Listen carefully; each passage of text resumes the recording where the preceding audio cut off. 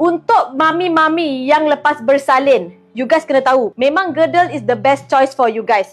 Girdle adalah number one friend.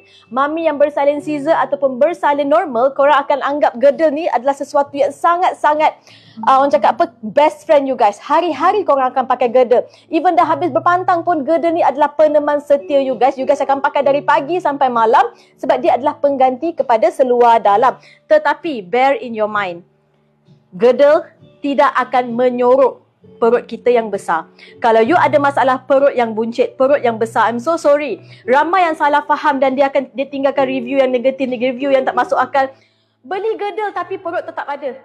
Yes, as I told you, girdle dia tak ada compression di bahagian perut. Sebab apa? Sebab kita beri peluang untuk mami-mami yang bersalin Caesar pun boleh pakai girdle ni seawal 2 minggu. So dia tak akan menekan bahagian perut. Tapi bagi you guys yang ada masalah perut besar, nak sorok bahagian perut tersebut, kena pakai bengkung di dalam girdle. So that's mean bengkung dulu baru girdle. Because bengkung kita labuh. Dan girdle tu dia akan sambung peluk bahagian pinggang dan dia akan peluk bahagian peha. Mami-mami yang bila berjalan peha bergesel, peha besar, you guys boleh sarung girdle. Tapi kalau ada perut besar, girdle semata-mata tidak membantu. Kena pakai sekali dengan bengkung.